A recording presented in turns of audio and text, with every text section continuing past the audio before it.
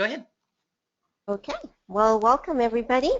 Happy Saturday morning, and we will get started with our Module 7 live session. It is about application, extension, and assessment. So first of all, we'll like to remind everybody about the microphones, if you could keep them turned off, and then when called on, turn them on to speak. Also, your rubric packets should be printed or at least have the tab on your computers open. If not, we will adjust accordingly. Christine and Carol, do you have any messages, or Jen? I want to just do one final check for who is going to be seeking credit.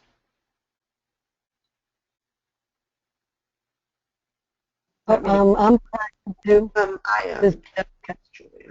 Okay, Erica. Santa, did you want credit? Lisa? Lisa, Yes, Lisa, I want yes, credit. Lisa put it in the chat. She wants credit. I see that. Okay, just the two of you? Julia, are you interested in credit? Yes. Okay, we're talking about continuing education credits that you sign up for through the College for Continuing Education. Is that right?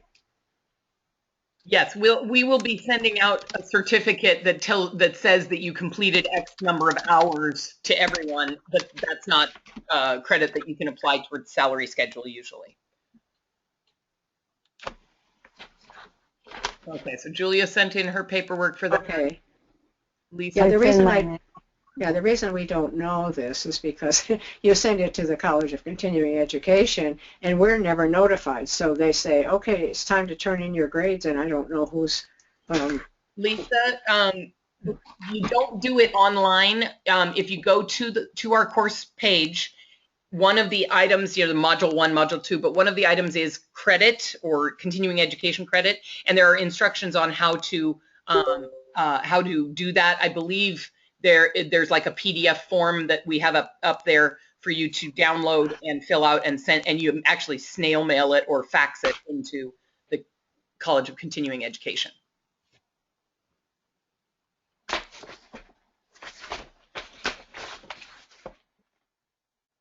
Okay. Any other announcements, Jen? Anything? I have a question, Daphne. So for the rubrics, are you talking about the rubric samples that are posted in your module? Yes. Okay, so there's like, let's see, 8 pages, right? Yes. Okay. And yeah. All right. That's all. Thanks. Okay. Perfect. Oh, Santa has left. Maybe she has an issue with her connection. So here we go. Our objectives for today are to review the last steps in the EIS, application, extension, and assessment, and to critique some sample rubrics, as well as a little bit of time for Christine to guide us through a review of the sample unit. So we began with the end in mind, and we are back where we started. We started trying to formulate our functional objective, which gave us our summative assessment because it mirrored our functional objective, and it also gave us all the little components necessary to make sure that our students are ready to reach the objective at the end. So we have been putting all the little puzzle pieces and in little increments and checking as we go along to make sure they're progressing. And finally, we are back to the functional objective, which mirrors the summative assessment, or the summative assessment, which mirrors the functional objective. So our little puzzle pieces are our EIS. So here we go, setting the stage, comprehensible input, guided practice, going from mechanical to meaningful to communicative, and finally our independent practice. By now, I love Jen's little image of the bridge. They're crossing the bridge and they're heading over to the other side. So now is the moment when what happens? Oh, students have to show us what they can do with what they have acquired.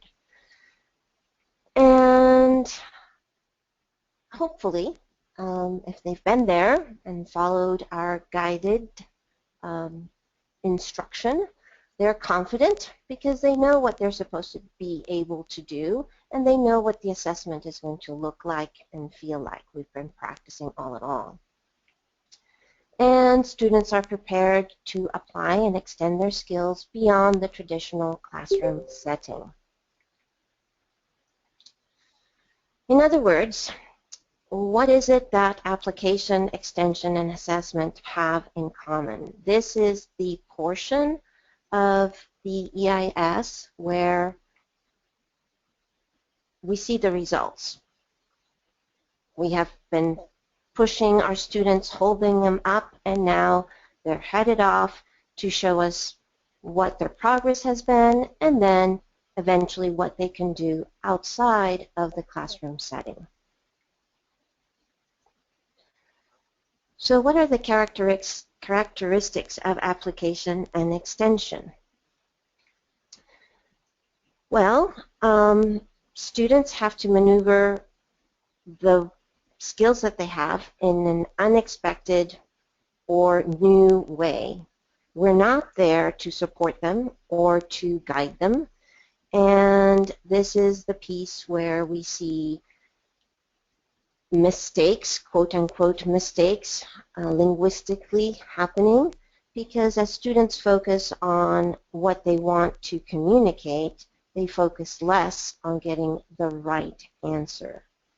I was reading some of your blogs, and Lisa, I would like to ask you, would you mind sharing what your comment was or your experience was as regards when you were in France? You shared that in your blog.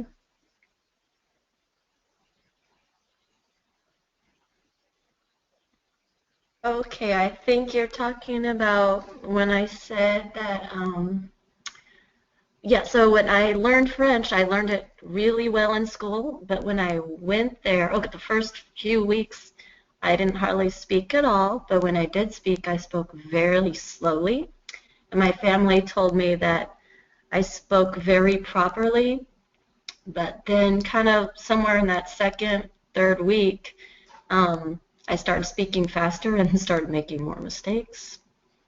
That's what you mean? Yeah. Yes, yes. And that's to be expected. That's part of the developmental process. And you're in a rush, so to speak, to get to what you want to convey, that along the way, maybe you forgot to change your adjective to the feminine form, or the verb form is not exactly accurate, but your message is still on point. People understand what you're trying to say. Daphne. Yeah.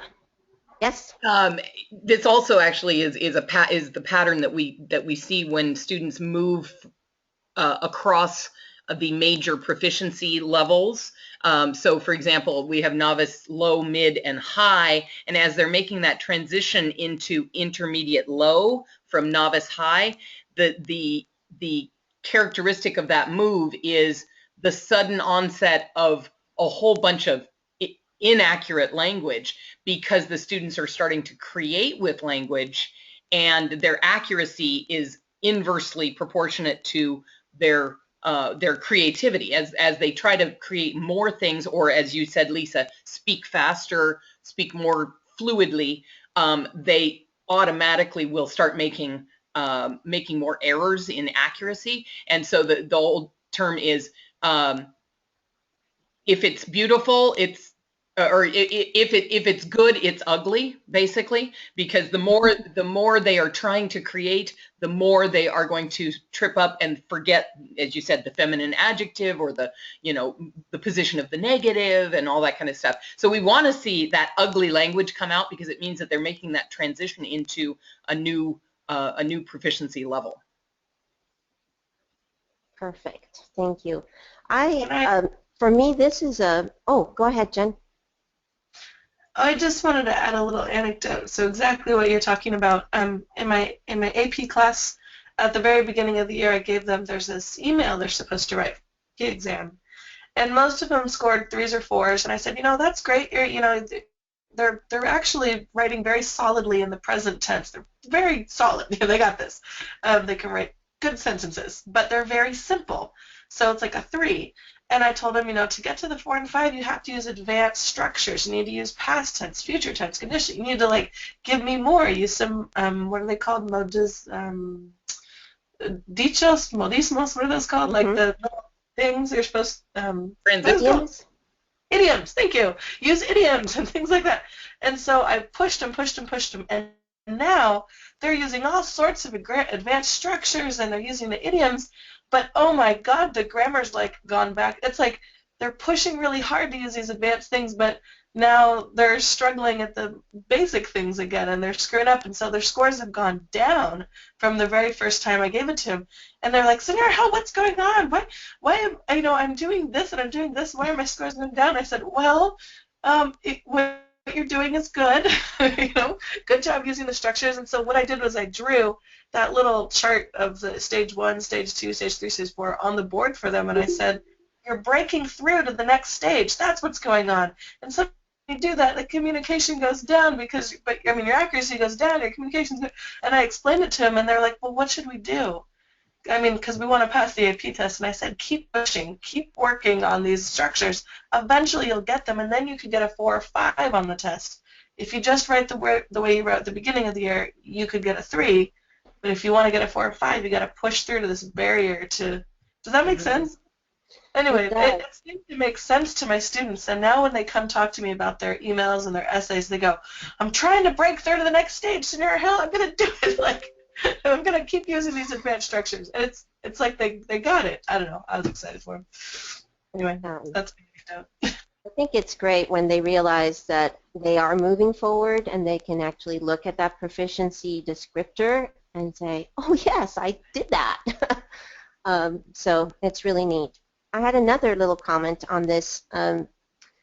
I had a hard time with this portion of the EIS to understand, well, why do we even have application and extension as part of the EIS if it's something that I'm not necessarily going to evaluate or grade?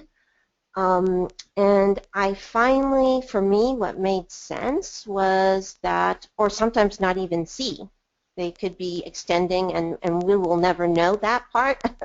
But what finally made sense to me, and it really helped me, was understanding that if my summative assessment and my functional objective were not things that my students could apply and extend on, they weren't really useful.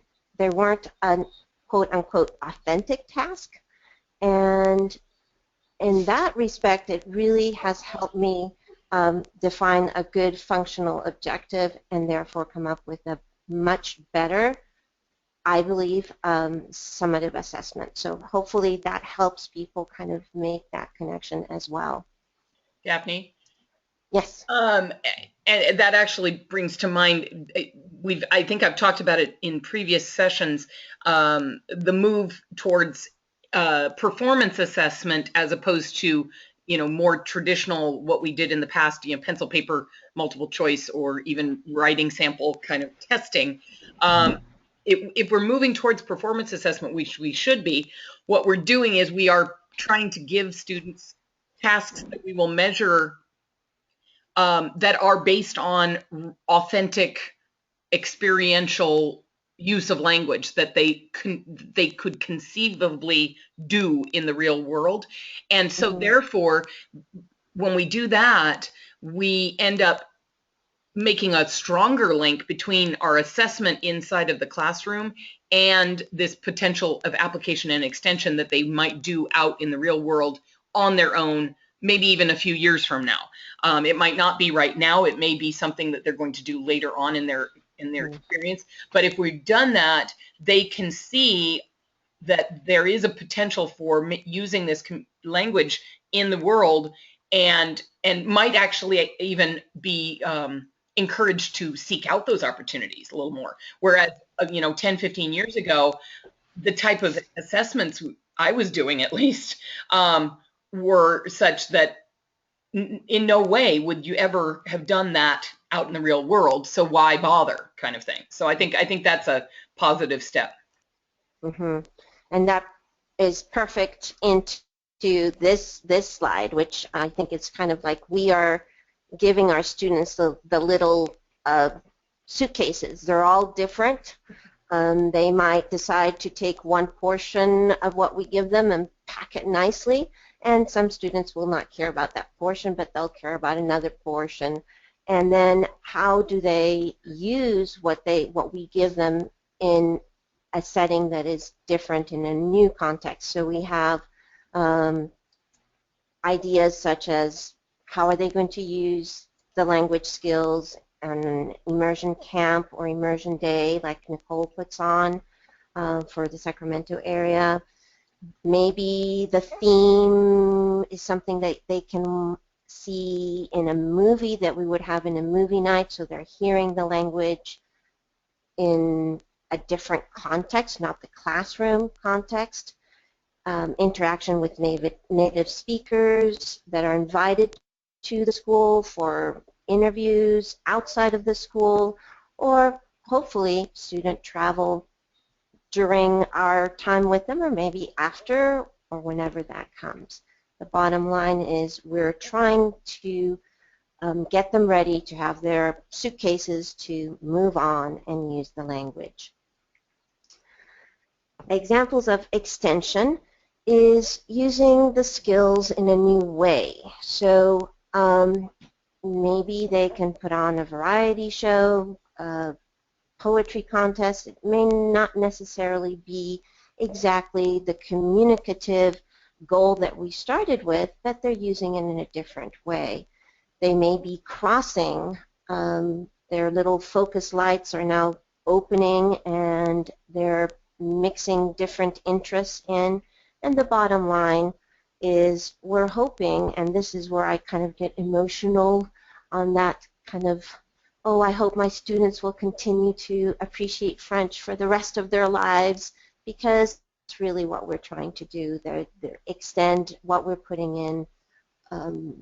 in all different facets of their lives. Yes, we start with the classroom, and yes, we're kind of showing them what the extensions can be of that outside of the classroom, but we're ultimately hoping for a lifelong commitment to the culture and the language. So I hope that helps kind of put it in perspective. So let's see what we have. See if you can make some connections of your own. So application extension is like, I have set some living room type of items or living items, pictures of them. Choose one of them. In the chat box, write which item you chose. Think about how that item might be like an application extension. And then when you're ready, and everybody's entered their item, we'll give you some thinking time, and then we'll call on you to share what your simile is. Okay? So look at these items.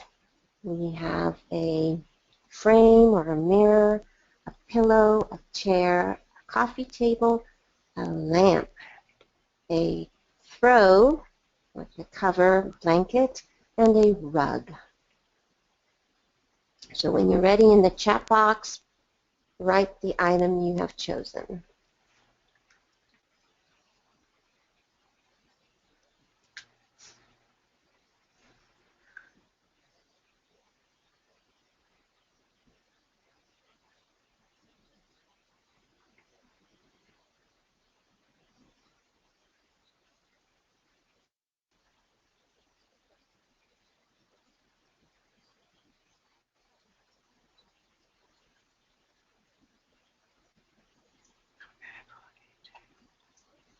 Okay, so I see.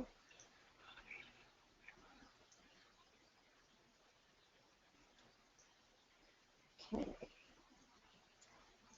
let me see. I have Erica, Lisa's in, Julia has her item, she's been shopping, Sandra has her item, Jennifer even got an item, yay. Oh, Christine too. Okay, I think I do not see, has Valerie shopped yet?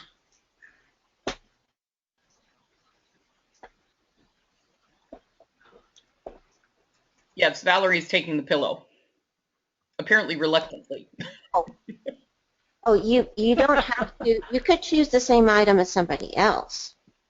You don't have to take different items. So if Valerie, if you'd like to change your mind and go back, it's not like it's a taken item and you get the leftovers. You can choose whatever you like.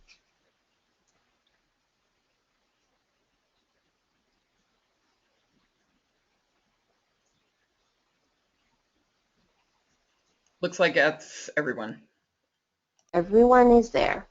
Okay, so Erica, you have chosen the mirror. Would you please turn on your mic and complete the statement? Application extension is like your item because, and tell us.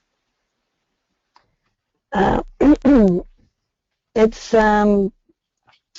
because even though the same person, sees the same image in the mirror every day, they might see different emotion with maybe a different type of personality. Not everybody is the same in an everyday basis. So that's how I see the application and extension. I like that. Oh, absolutely. If it makes sense to you, it makes sense to us. It works. Thank you for your mirror simile. Lisa, you have chosen the coffee table. Would you please turn on your microphone and share with us your simile? Okay, well, I think the coffee table represents having guests over and talking and chatting, on chairs around the table. So to me, that's extending their acquaintances and people that they welcome into their life. And hopefully they, make new connections in the world. Great. I really like that too. Wow, this is profound. Let's see, we have Julia next with the throw or the rug. So my thinking was, sorry, can you guys hear me? Yes. Okay, so my thinking was just as accessories. So in the module, they're kind of talking about how it's a little bit outside of the lesson sequence, so it's not really like a fundamental, maybe furniture piece or even like students using necessarily the fundamental structures, but it's adding personality. It's giving them a chance to express their interests and patterns in the way that, accessories are how you're going to add personality to your base pieces in a room. So kind of like Big Lebowski, the rug ties the room together, and kind of thing. Cool. Very nice. I like this. I'm glad we're recording this session. Santa, you chose the rug. When I saw it, I thought right away about Aladdin and the magic carpet, because you can take it anywhere, or it can take you anywhere. Um, the language or what you learn in the classroom. Hmm. And that's exactly what we want our application extension kind of concept to be, is where you're going to go from what we have given you. I like that too. These are all great. Jennifer, chair. Okay, so I was thinking about the whole EIS here with the chair, like comprehensible input and guided practice, and practice, like you're building the chair, putting all the pieces together, and then final at the end, like, okay, does it work? Can I sit on it? Can I function? Like, can I use this chair? And then so you sit on it, and then it was like, oh my gosh, you could even use a rubric, right, for that? Like, okay, was it comfortable? Did I fall down? Did I, like. Oh, wow. Yes, absolutely. That's really neat. Christine, you chose the lamp. Yes, and actually then I started thinking of ways to make the rug fit it also. But I think I picked the lamp because of kind of the light, sort of adding clarity to things. And if you're wandering around in the dark, as in you're maybe a new user of the language, if you've got a light, it's a lot more helpful, and you're going to be able to function better rather than fall over the chair in the middle of the room, that kind of thing, to bring Jennifer's chair back into it. And as far as the rug went, it occurred to me, if you want to think about magical realism or something like that, you could literally fly somewhere on the rug. So there you go. Getting way too creative on a Saturday morning. Oh, no, this is awesome. I love this symbolic association to application and extension part of the EIS. And so, Valerie, did you stick with the pillow, or did you decide to choose something else?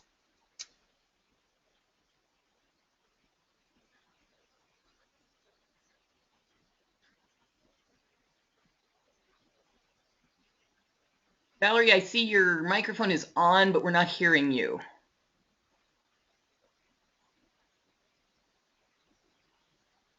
I was hoping that wasn't just Okay, me. she's going to write in the chat. Okay, perfect.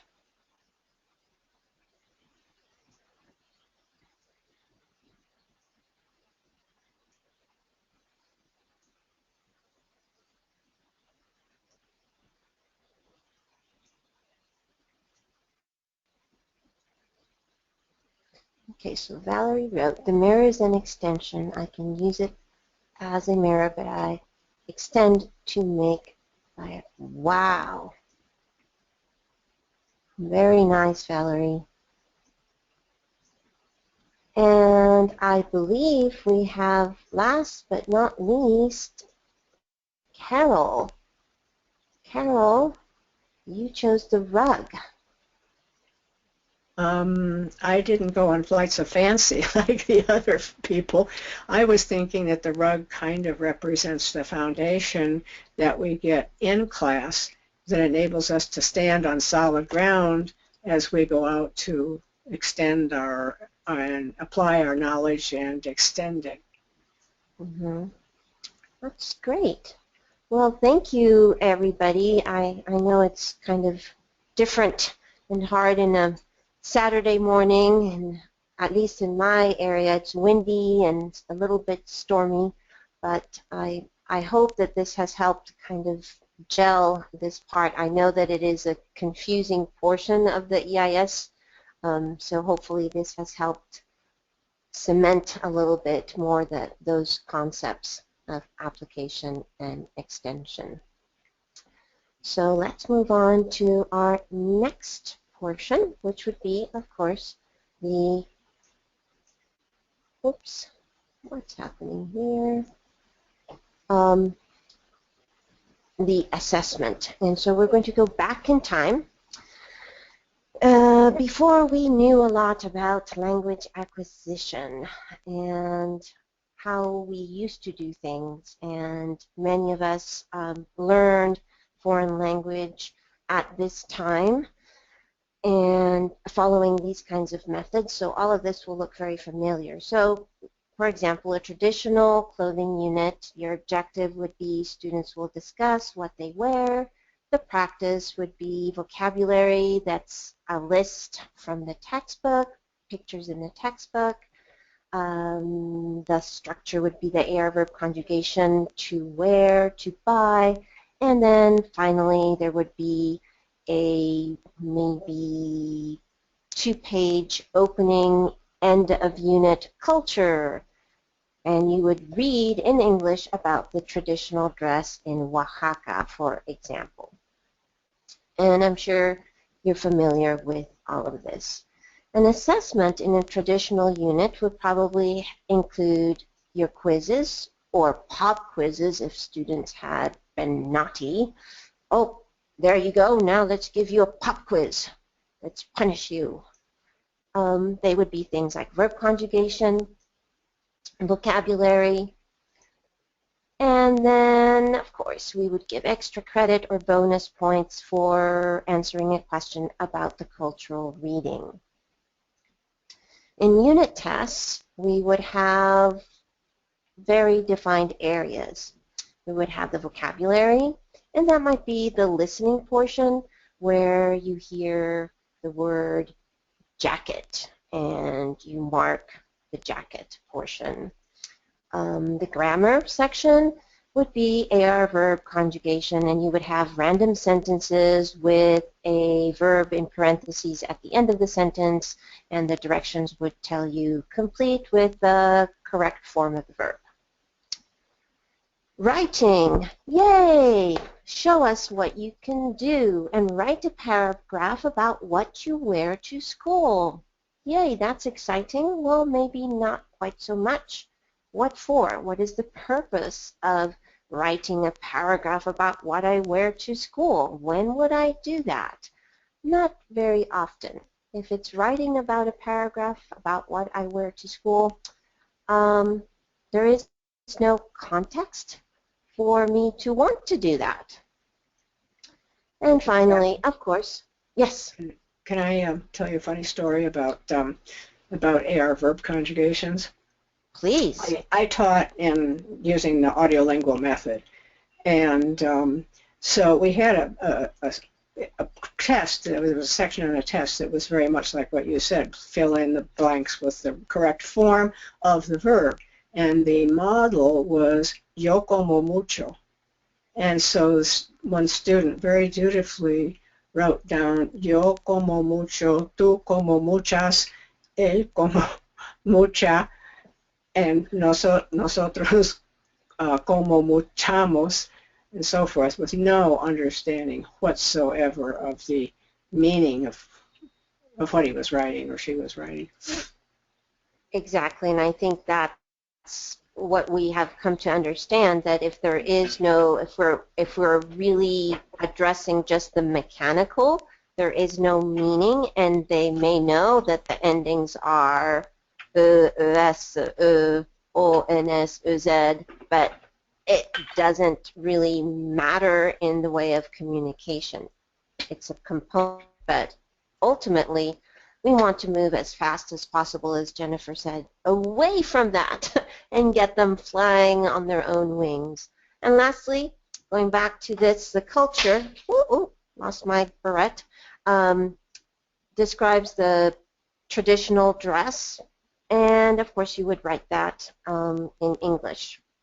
Or it could be describe things you would do in Oaxaca, and you would write all of that in English. But now things have changed. So let's see if we're awake on a Saturday morning, and we're going to play Kahoot. So if you can find another device or tablet and go to Kahoot IT, and I will, during this time, be setting up our little Kahoot so we can play on assessments. Here we go.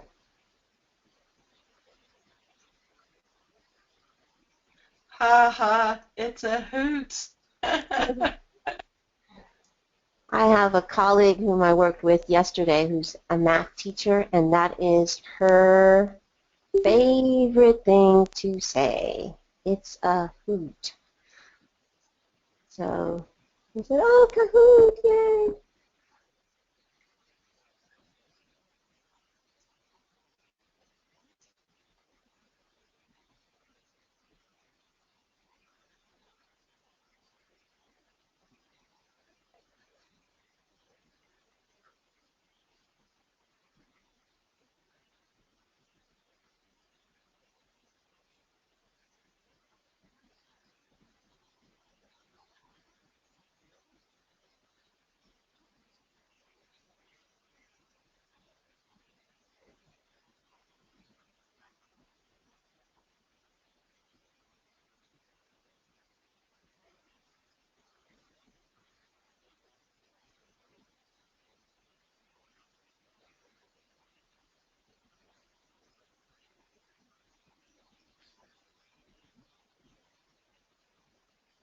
Okay, is everybody there? No, we're waiting for Lisa, and I don't know if Carol is playing. Carol doesn't know how to get on Kahoot. Oh. Oh. Okay, Carol, do you see where it says kahoot.it? Okay, no, I didn't. Yeah. Now I do. And you'll want to do it on your Okay. phone, so you can see the screen with the question on it. Okay. Okay. See, Erica, Julia, Santa, Valerie, Lisa is who we're waiting for.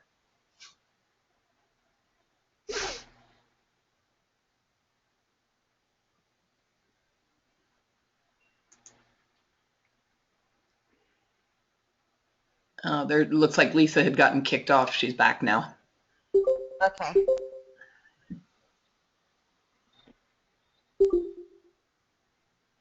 Lisa, are you gonna join us on Kahoot? Or are you having some internet issues? Yeah, I got kicked off here, so I have. Oh. I just fixed it again. I should be able to get on. Okay, good. Yeah, just Lisa and Carol. Okay. We'll wait a few more seconds.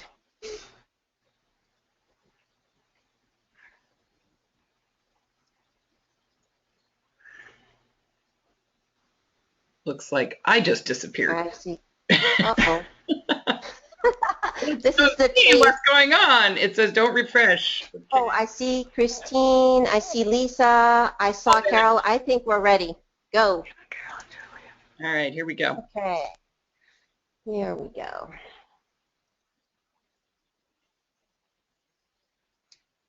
Begin with the end in mind means we.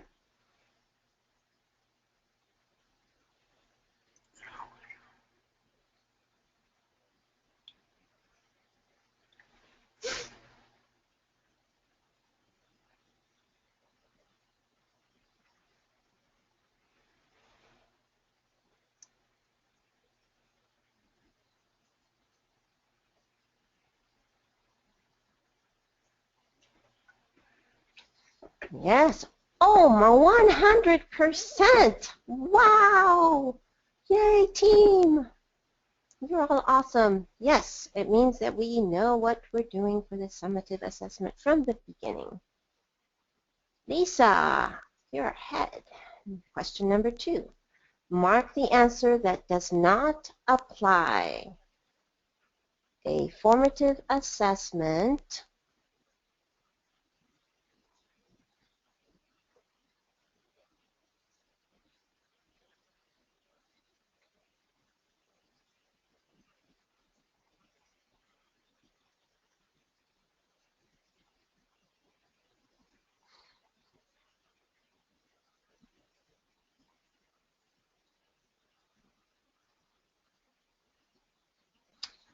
A formative assessment is not a unit test. Therefore, that is why we put what we do not apply. It can be homework, so that is okay. And it can be checking for understanding, but it is not a unit test. Let's go on to question number 3.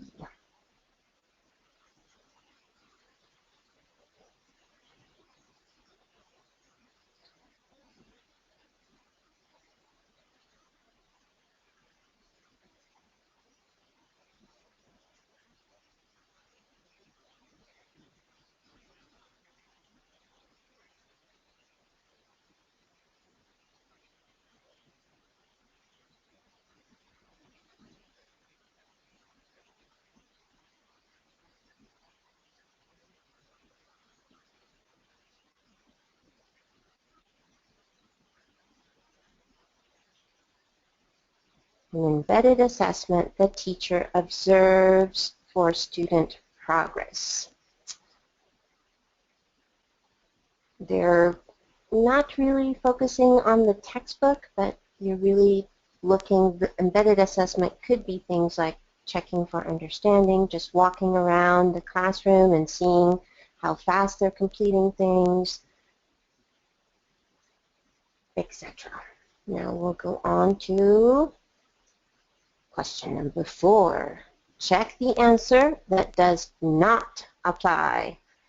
Achievement assessments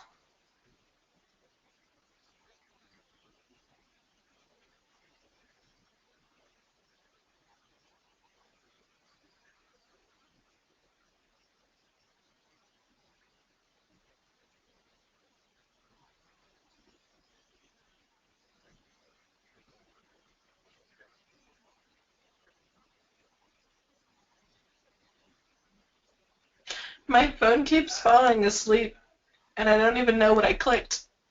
Oh no! Like, I saw that. Question. I don't even know what my answer was. Oh well. Oh no! I saw that Lisa had been kicked out off there at one point also. So actually, this is a good question. Achievement assessments are not communicative in nature. They're the ones that are kind of similar to what we would call a unit test, the old unit tests, where you are measuring the progress on discrete items. They're mechanical. They could be even meaningful, like putting in the right form in a paragraph, but that's where we're at. They do have one right answer, and they are about the language. So let's move on to the next one.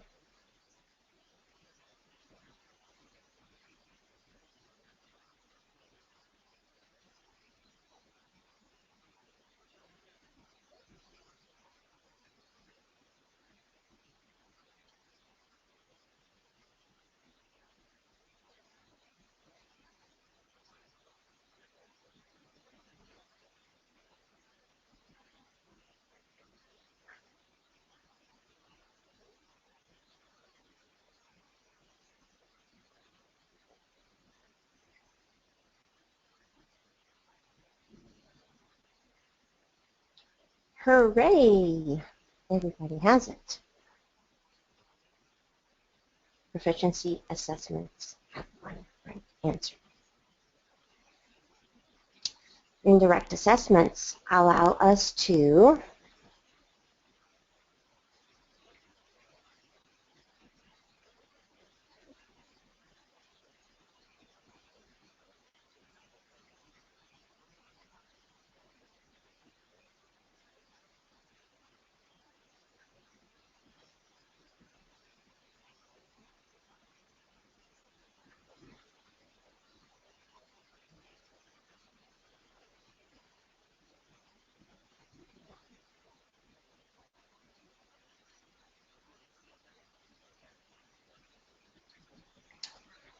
an indirect assessment. We're not really looking at student work. We're looking at the program in general. We as teachers in our contact with our students we're probably looking at the direct assessment, and an indirect assessment would be maybe something at the end of the year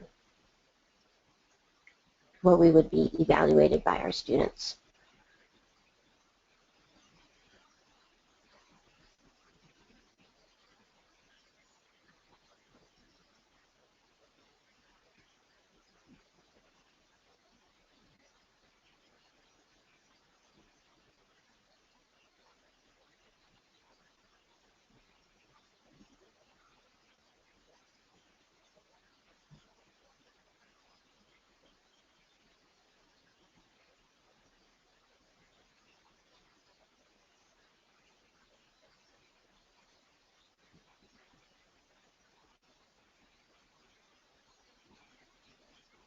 Right. During guided practice, we do not use a summative assessment. We do use the target language.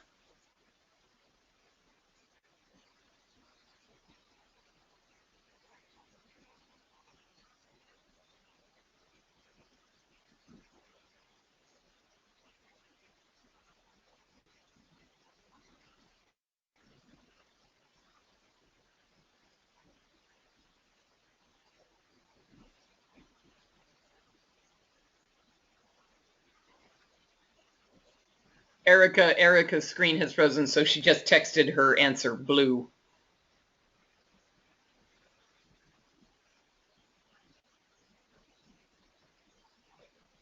Thank you, Christine. Yes, the summative assessment mirrors the functional objective. This is the beginning with the end in mind component. We could have a unit test that would be more of an achievement type of test before the summative assessment, which is more of a communicative type of situation. Valerie's moving ahead.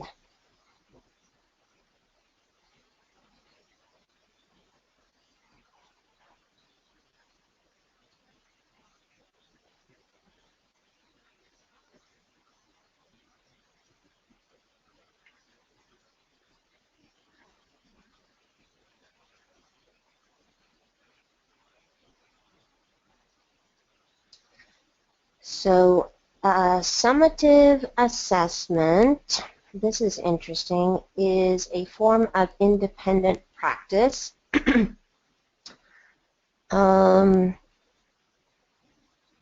practice, we're not really assessing yet, but it's leading us towards a summative assessment. I hope that helps clarify. And lastly,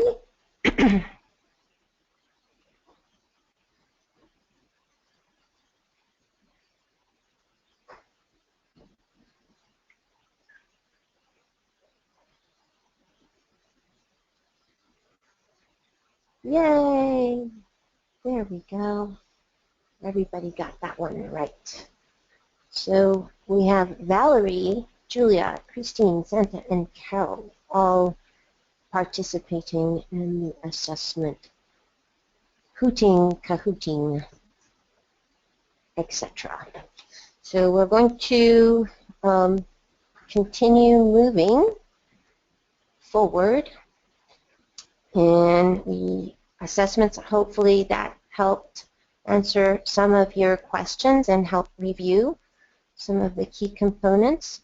And you thought your work was over? Well, no. It's time to move on to the rubrics. I would like for you to, I believe Christine is now going to plug in our link into the chat box so that we can evaluate or critique some of the rubrics that were the link to the Google Doc is in the chat box, so that should be live now. Perfect. Thank you, Christine. So here we go. There are a couple of things I'm asking for you to share with us. First, you're going to put in your name, then the page number that the rubric is on. Give us your idea of what a good rubric would be that would suit your needs, and try to do a quick explanation of why. And then which one did you consider the ugly rubric, the one that would not suit your needs, in this case for your summative assessment, if you'd like to apply that?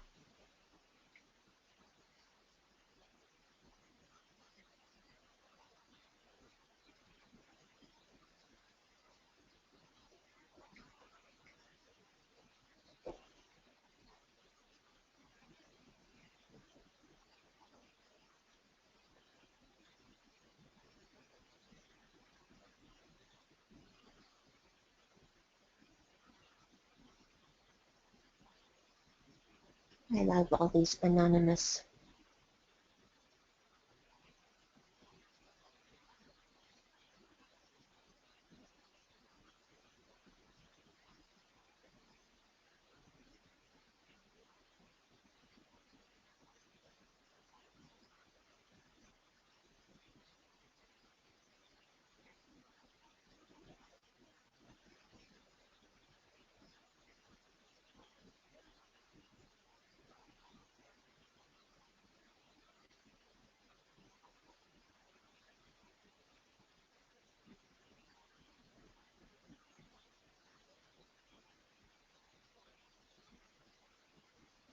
I realize I just made not a very good little table here. I forgot to repeat the page number and rubric title, but I think you have the idea.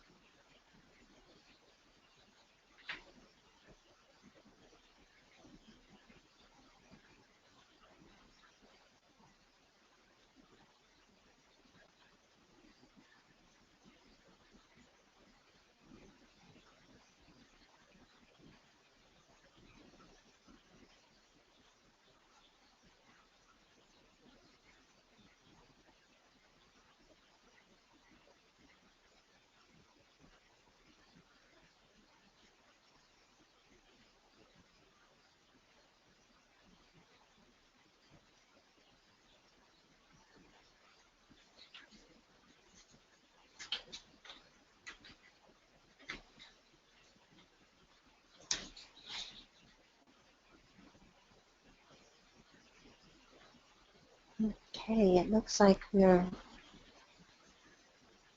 really getting quite a few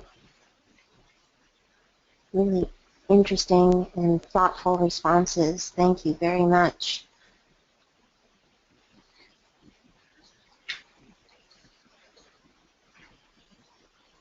I've gone ahead and posted a link to this document in the Module 7 on Blackboard. Mm-hmm. Oh, awesome. Thank you, Christine. So Julia looks like she really appreciated page 8, which I really liked also. Valerie liked page 3 and page 8 with the listening comprehension. I saw that Lisa liked page 6 with the evaluating oral activities. That's neat. The positive aspects, I really like that as well. And Erica, for some reason, your page number is not showing up on the good page. Is similar to That was page 8. I don't know why you typed that. I'm trying to type on my phone. No problem. We got it. Okay. There we go. Page 8. Oh, too many of us trying. Okay, awesome. The whole point of this, I think, is there isn't one shoe fits all. It's very similar to when you go to a store and you look at a pair of pantyhose and it says one size fits all. I'm sorry. It probably doesn't. And I believe the same to be true with rubrics. They need to be adapted to you, to your style, to what your students need, and to the task that you're asking and that you're evaluating. So I really have all different kinds of rubrics. I'm constantly modifying them, and they're continuously, this is the part where I feel somewhat inept because I'm always feeling like I can better the rubric, but then I put too much information and then it's too detailed and it takes too long to provide the feedback because I'm circling too many little things. So it's always a work in progress. On the ugly side, we have page 5, page 2, and let's see, page 2, and then simple rubric. Okay, so Christine or Jen or anybody else would like to jump in and share something that they have learned while looking and critiquing the rubrics? Well, I think that the biggest takeaway from this exercise, for example, is that there's such a wide variety of rubrics out there, and you need to sort of hone your skills at analyzing a rubric, taking a look at it and saying, is this applicable? Is this the right rubric for this activity? Or is this something that I could use at a different time in a different way? And the ability to not just say, oh, that's it. That's the only rubric in the world. So that analysis piece of being able to really look critically at whatever it is, and I think all of the comments in the Google Doc reflect that ability. You know, this one's too complicated, or this one's too simple, it's too vague, and so on, and being able to really look at it. The other thing is I really appreciate the wide variety of rubrics that you pulled together for us to look at, because it's easy to go in one particular direction and not open yourself up to all sorts of different possibilities. Yeah, well, actually Tanya had put those together, and when I saw what she had put together, I just said, that is great. There are some things there I hadn't thought about. So I also like the little appendix with referring to the different styles of for differentiated learning, multiple styles of intelligence or learning. That was a good reminder as well. So hopefully that little packet is a good support. Can you hear me here? Yes, Valérie. Okay, I was a bit surprised to see the concept chart in there, because I wouldn't consider it a rubric. There is nothing that says, you know, how you would grade it. And I can see my kids using them at school as homework or just more like practice. I just didn't know that could be a rubric. Well, it could be a formative assessment type of rubric, where when you collect that, you get back feedback as to what are the students really getting and what are they not getting. I saw something written on one of the ugly comments of the ticket out the door. So if you know that you are hoping to hit some key elements and are not quite sure what they're understanding, this type of an assessment, it could replace a quote-unquote traditional homework assignment, and when they turn it back to you, you can clearly see what are they getting out of this, and it would be then a formative type of assessment. It wouldn't be a summative type of assessment, but that concept chart is a formative assessment. Yeah. Oh, yes, I understand the fact that it can be an assessment. I just don't understand how it can be a rubric. I thought the rubric... I agree with you, Valerie, and I actually made that comment because the minute I looked at that, I went, oh, wait a minute, that's not a rubric. In the traditional sense of a rubric being some sort of a almost a grading guideline, it's not. Right. It's much more of a graphic organizer, and I think you could use it, Daphne, as that kind of ticket out the door. It gives the teacher feedback almost on where, you know, taking the temperature of the group, but it really doesn't provide any kind of grading. Not for the student, absolutely, and you're right. Good point, Valerie. I think I'm looking critically at what Tanya had supplied here, and I I do see that it does not say rubric really up on the top of it, just says assessment. So maybe I should have moved that towards the back and used it maybe as a ticket out the door or a ticket in the door so that we see where the students are at. But you're right, as a traditional rubric, it is not. So it, maybe that. Well, and maybe from that's where Tanya had it. From experience, I happen to know that Tanya tends to do that kind of thing where she's going to put something in there to see if she can get that reaction. Can you analyze that and say, wait a minute, that's not a rubric or not? Mm-hmm. And she was also doing more than just rubric. She was doing assessment in general. So that's probably where she got that from. Mm-hmm. Yeah. So thank you very much, Valerie, for pointing that out. And I think that is hopefully helpful to see where we're headed. And we are now just going to make some critical kind of wrap-up comments, which we have been doing.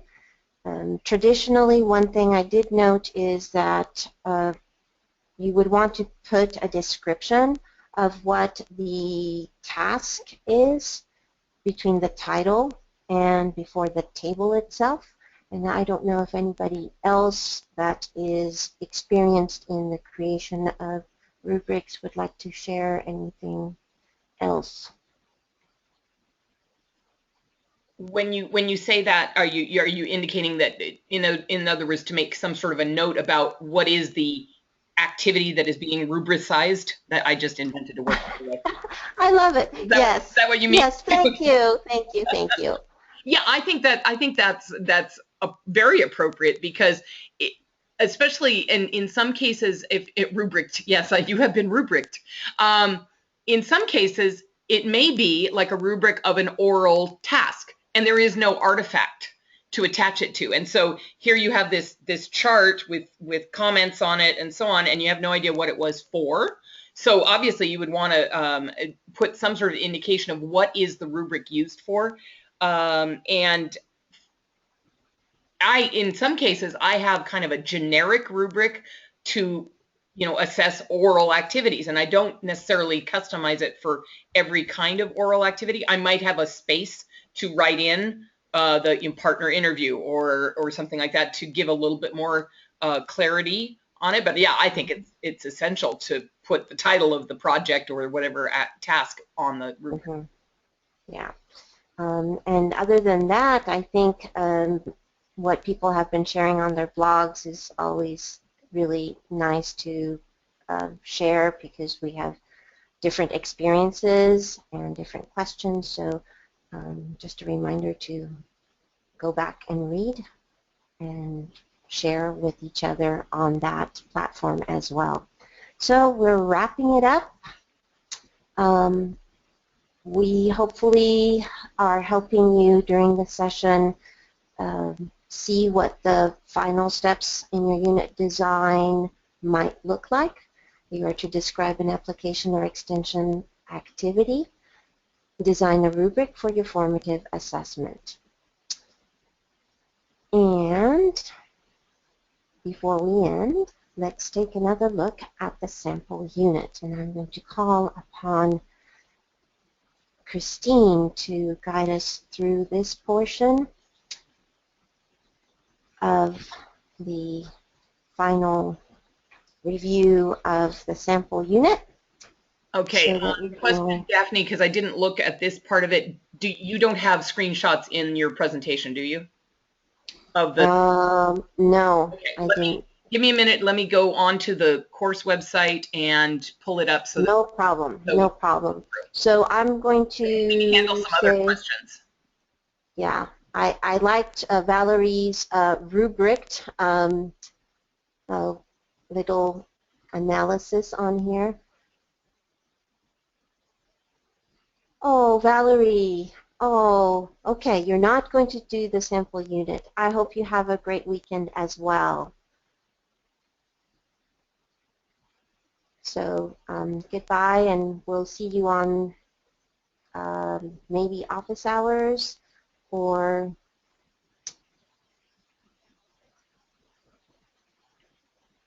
back on the CT website, TechCT.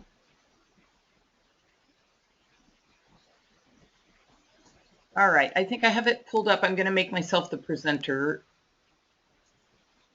Take away your power.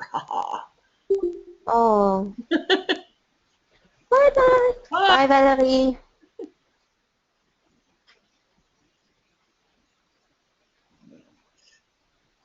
Okay, can you see my screen?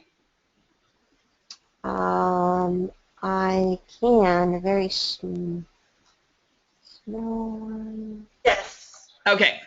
Yeah, it's here. Alrighty, good. So what we're seeing is the lesson plan sample that's on the course website, because I just accessed it there.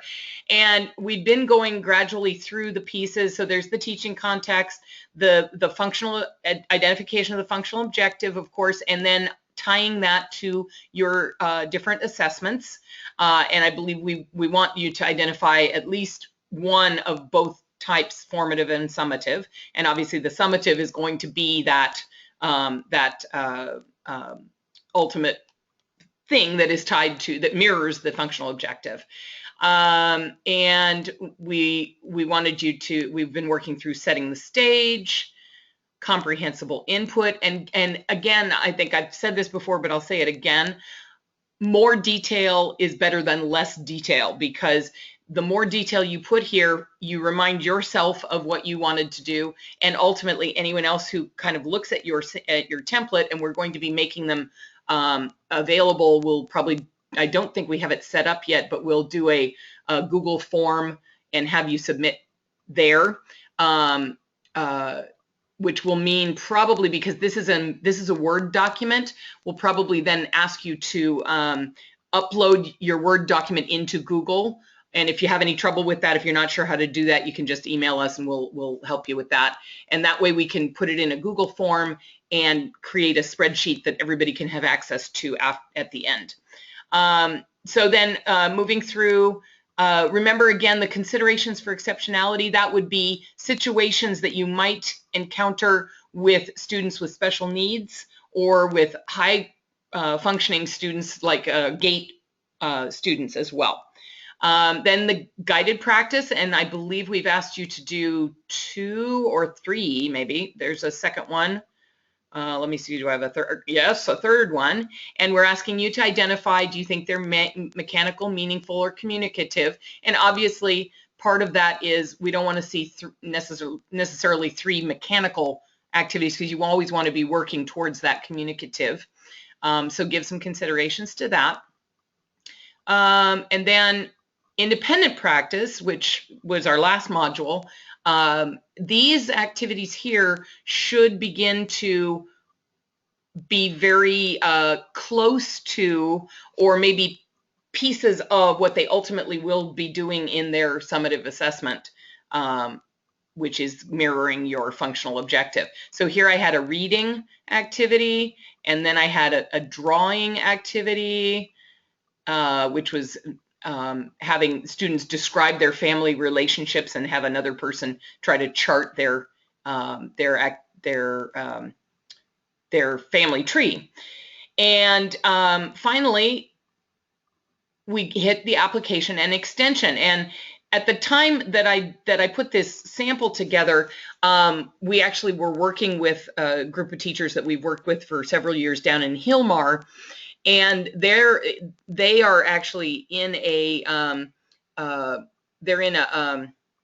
community that speaks Portuguese, and so they're teaching Portuguese to their basically native speakers of Portuguese, and a lot of their students have opportunities to do that application and extension, even though they're fairly young, because they go to church, or they go to they go to the fair, they go to the bullfights that are down there, and so on. And so they might actually be interacting with people who speak the language in their everyday life. So that was kind of another thing that we were thinking of, whether they're going to the doctor's office with their grandma, or who knows what. Okay. Very good. So I'm going to give you presenter back, Daphne, because you have a little bit more. Okay. Okay. So I hope that helped kind of put everything in perspective. How we began with the end in mind, and here we are at the end, and we're thinking about and Screen, Daphne? yes, show my screen. I see it. Is it there now? Yes. Okay. So I hope that this has helped kind of see the whole circle, how we have started, we have ended up in the summative assessment.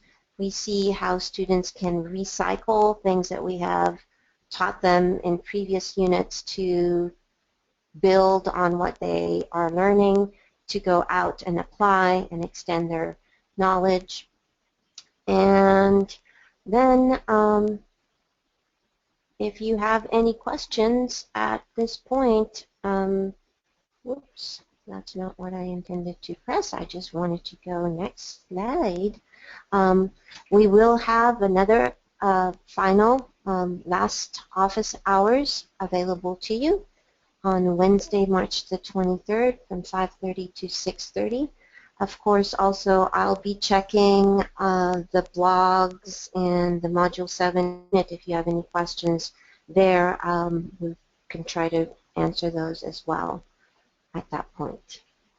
Yeah, so just to reflect review the final process here, we have office hours coming up on the 23rd, as Daphne said. If you're having any kind of questions about the final project, that would be the time to get on, or just email us. That also works. The next date after that to be aware of is we have set April 9th as the date for you to submit your final project PowerPoint to, I'm going to go ahead and say to me. So all you need to do is you're going to go onto the website, download we have a PowerPoint with slides already created, and you just need to fill in and add some more slides, that kind of thing. And then you'll email that PowerPoint to me. I will probably at that point go ahead and put those into Google, so that again we can create a database of PowerPoints. Actually, I'm just thinking off the top of my head right now. I think what I'll be doing is setting up a Google form for those PowerPoints as well. So you'll take the PowerPoint that we've given you and put it up into, now I'm thinking off the top of my head. I think I will change that PowerPoint into a Google presentation and replace the link and send you that link, or get that link onto the website. And that way it'll be already in Google. You won't have to put it in Google. And then we'll create a form for you to submit both your teaching, your template, and your Google presentation. And that way that'll create the database for you to have later. So April 9th is our target for that. The final presentations will be on the 16th of April. We'll have another session starting at 10 o'clock.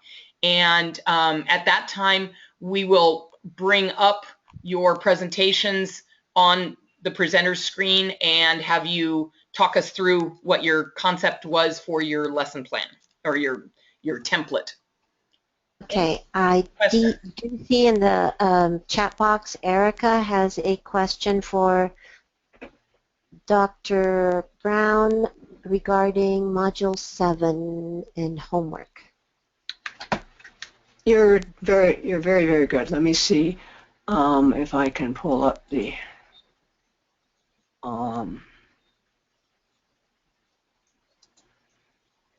I know I have a couple, I know I have to do surveys on Module 7 and respond to one blog, but I was wondering about the other modules. I know I'm done, but I just want to make sure. Yeah, as I'm with your attendance here today, I think you're done. I'm not looking at every single module, but I believe you are you have completed. So now Okay, I have a question from Lisa regarding the final date for presenting the project, which is April 16th. April 16 at 10 o'clock. 10 o'clock. Well, we better let everybody, if you have other questions, now is a good time. If not, I think we can say it's a wrap for this morning. Thank you. Oh, Santa would like to know how she's doing on homework. Okay, just a second. Santa, I don't have anything except a live session here today for you. I looked yesterday, I haven't looked this morning, so if you've done any work like last night or this morning, I don't have it reflected here. But, and you've got a couple of blogs in Module 6, the one that contrasts guided practice with independent practice, and then the I think that's probably the only one. Module 5, you're done. 4, you're done. 3, you're done, and so forth. I'm sure all the rest of them. So you're almost finished. Everybody's been doing really well. Oh, here's another question. Lisa would like to know how she's doing on her progress. She says she thinks she needs to finish Unit 6 and maybe 7. Yeah, I can see 7 right now. You've got a couple of blogs that you haven't done yet, plus the surveys at the end. You also need to do the blog contrasting guided practice with independent practice. That would be for Unit 6. Several, yeah, Unit 6. You've got several things because I don't see that you've completed the post-6 survey or the pre-7 survey. So you should do those. But if I may say, overall, everybody seems to be really progressing, so that's really good. Yeah, this is one of the best groups we've ever had in terms of keeping up with homework. Okay, so have a good weekend. I hope this live session helped clarify some of the gray area of the application extension assessment part of the EIS. And thank you very much for spending time with us this morning. Au revoir.